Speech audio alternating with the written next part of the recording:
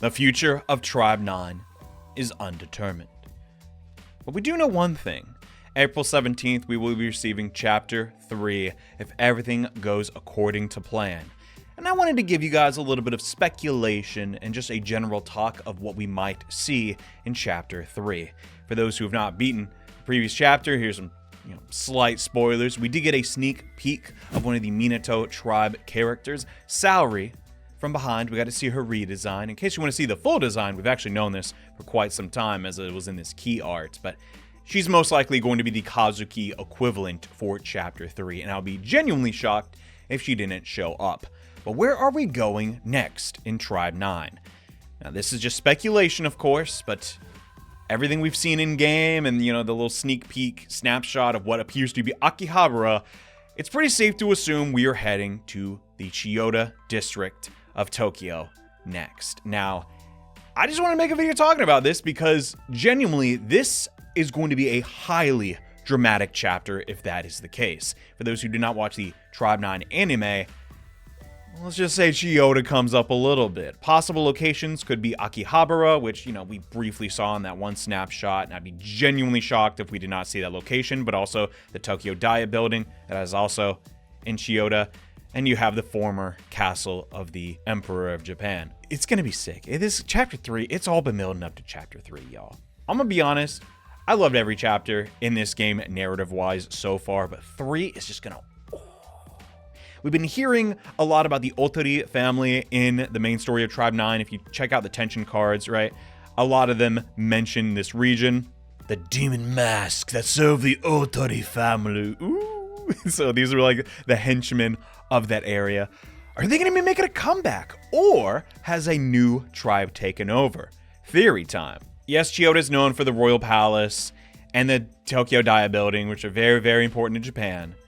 But they're also known for being a weeb epicenter. Now keep this in mind. I have with me here some key art for Tribe 9. You see Shun looking very cool, this old lady, oh my gosh, I want to put her. But also, this adorable lass right here with like the heterochromia, the pigtails, the maid outfit, and what appears to be giant gauntlets with the Chiyoda tribe symbol. Guess what? In-game, Iron Moe Punch. The maid cafe, Hina Cafe, already name dropped in game. Who is going to wield these gauntlets? If I had to guess, the character that will appear after Kazuki's banner is done. And listen, y'all, I'm not the biggest weeb ever, but who is Gap Mo Meow? I have no freaking clue. Additionally, which numbers will preside over Chiyoda? Well, if you watch the Tribe 9 anime, you might already have the answer, believe it or not. I'll save spoiler talk for later, but April 17th is still a month away. What do we do in the meantime? Frankly speaking, I've been, grinding out tension cards, going into Vice. Gonna touch on that in a bit. But there's one thing every player should do, and I wanted to signal boost a little bit. If you come over to the notice, we have, wait for it, a survey to fill out.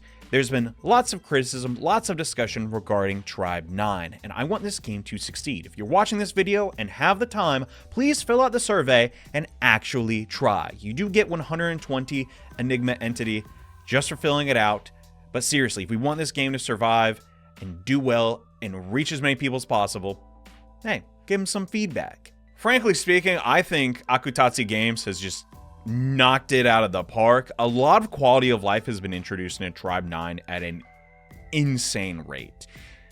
Speaking of rates, the rates in this game are insane. Yes, it is unfortunate, but shaking the stingy or non-free-to-play nomenclature might take some time. But I'm confident that they're in this for the long haul. And if you are too, just, hey, fill out the survey. Frankly speaking, I guess I'll get into my criticism. I'm creeping up on 200 hours played, and if we count both betas, I have like, 250 hours, right? So there's just a couple things I'd like to talk about with the current state of Tribe 9. Things are looking really good. We can insta-kill enemies inside of rifts. That's awesome. There are some players complaining that we don't have enough Kane. Realistically, if you play your cards right, you can get 500,000 Kane in like 2 days from just doing dailies and picking up chests. I don't think that's that bad. I don't think that's bad at all. I mean, I've gotten some like nearly maxed out cards, and I'm chilling for the time being. I'm just trying to like future proof for the next character.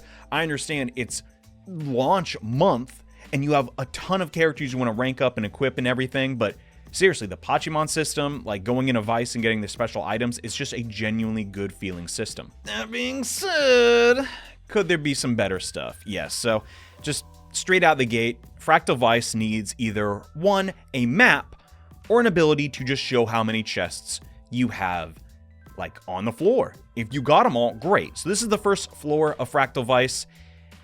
You can't use your map, that's fine, but I already know because I've scavenged the entire floor. I have all the chests. You come in here to get pocket monsters to upgrade your characters, right? It would be so nice. Just know, hey, I got them all on this floor. It could be a little heads-up display at the bottom of the screen, or you could just let us open up our map. That would be sick. Additionally,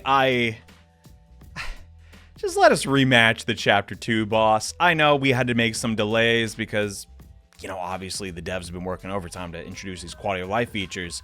But seriously, there's realistically 2 bosses. There's some roamable bosses, sure, but they're a big pain in the butt to like farm consistently. And you could argue that End Drone is, you know, similar to the Gundam boss, right? It's not really like a new boss. This boss already exists. They have like data for it, sure. Adding it to Vice would be kind of rough because, well, you know, they probably have to boost the numbers a little bit. Might be unfair. It's custom made for this arena, right? But the main appeal, at least for me, in Tribe 9 is just fighting bosses. Like, you can make it an event, like just like, hey, an optional fight. Would have to give rewards. I don't know. That could go a long way of just extending the playtime, keeping players' interest, because at least for me, I fought Shark and the robot a lot. So many times. Now, realistically, they're probably going to add that boss fight into a future update, and it'll be fully fleshed out with new moves and stuff. I'm just saying, like, hey, it wouldn't be a bad stopgap. And we're talking about quality of life. Honestly, I don't really even know why I'm bringing this up, but it's what I'm going to put into the survey, is realistically, just give us a filter for gray and blue Pachimon. Other games I've played have just had like a system where it's like, okay, oh, you got a gray, put it into this resource or automatically compress it, right? For those who don't know, you can compress your excess Pachimon in case you don't want them anymore. That would just be nice to free up space. I'm sure a system like that is already in the works. That was just my idea. And my last little bit of criticism revolves around the tertiary mode of XB. Rank came out recently, and I'm gonna be 100% transparent with you. I'm not flexing. I just genuinely did not lose a ranked battle. And I don't think that's because I'm good or I'm very intelligent or I excel at XB. It's just the simple fact that, oh, I always go first. I'm always first to bat. So I can make my characters have potential to where they accelerate and just are amazing batters, right, and runners. So what's the easiest way to fix this strategy? Just have a coin flip. Who goes first? Completely random. Realistically, some people were expecting for like, you know, real-time XB matches. I do not think that is necessary. I think the current system of XB is fine. Could be a little more fleshed out, yes, but at the end of the day, it's a tertiary mode. What's better? They, you know, have real-time matchmaking for XB matches, or get us a new boss fight we can farm and learn the moveset of. Personally, I prefer the boss fight. This last one borders on nitpicky, but at least for us in English, some of the tension card descriptions just aren't the best. It's just what it is. The biggest offender here is add insult to injury. It took a rocket scientist to figure out how this works. Essentially, if you use your primary attack or your strategy skill in quick succession, does a bunch of hits for a short period of time, you will build stacks of Whispering Spirits. This makes it sound like if you just hit the enemy repeatedly, it builds the stacks. It's recently discovered, no, that does not work like that. You will not build support stacks. And this is their first premium tension card. That is concerning. Now, of course, I'm an English speaker. I'm going to be biased. I do not know how things are in Japanese, but some of the descriptions on the tension cards are a bit confusing. They also have some glitches going on with the tension cards, specifically things to hold on to, which is like the hot new one. I'm sure they're working on it, but those are my concerns. With all that said, though, I've had a wonderful time in Neo Tokyo, and I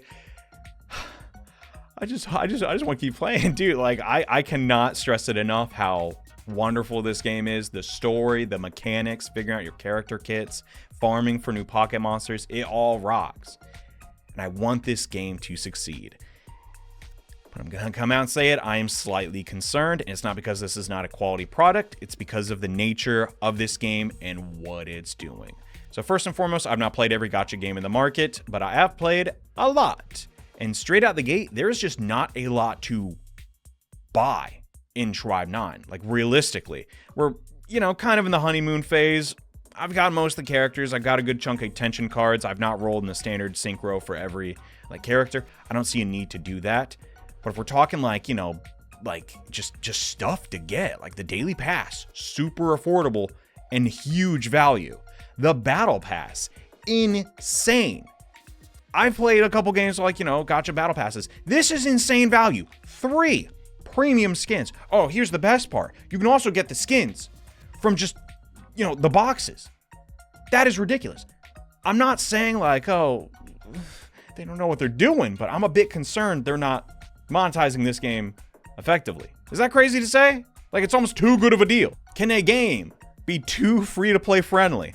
I don't know. But as something of a dolphin myself, I'm a little concerned. You also have the gacha rates, which people have been getting insane luck. I got super lucky.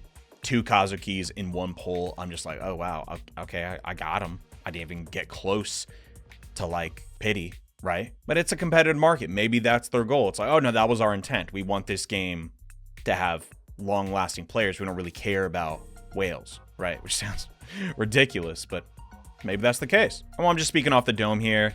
I'm a bit concerned about Tribe 9's wide stream appeal. Having XB be like essentially the lore of your game. I appreciate that because that is super creative. It is out there and like nothing else on the market. I'll stand by that. But the reality is baseball's not that popular around the world. You got America, you got Japan, and Korea. Everybody else, they're playing soccer. A soccer RPG. Oh my gosh, could you imagine that? Nah, that'll never happen. But like, seriously, are other regions of the world gravitating towards this game? Obviously, everyone around the world loves anime and an Akihabara area. I mean, that's just, holy no, that's gonna be so cool. But can a game be too crazy? Can a game be too niche to focus itself around baseball? Frankly speaking, I love it, like ranked XB. I think it's fun. I think it's like, you know, something nice to do. I mean, I never lose, so of course I'm gonna have fun. But like, it's something to do other than fight and read the story. It's that third thing, that third place. Coming here to the bar, playing some XB, seeing your characters in a new light. Will it eventually get boring? I don't know. I'm obviously gonna do the ranked matches to get the free rewards, but past that, is there really a point to do it? Not really, but while we're at it, we're talking about wide stream appeal, right? The characters, they're great. Classics. This guy, I mean, he's my least favorite, but you know, this guy, Eiji, Mita, Yakutaro Senju, the names are right there. Minami. Give her a skin, please. It could be anything. She could be a snowman. Isn't it like March? Whatever. Yo Kuronaka. Oh my god, Yo Kuronaka. Point is, I love these characters. But at least compared to contemporaries, there's something missing. The boy to girl ratio in this game is absurd. Not that I'm complaining. We have lovely, I mean, seriously. Inoki Yuki Guy is worth like 10 girls in another gacha game. Like, let's be serious. But sadly,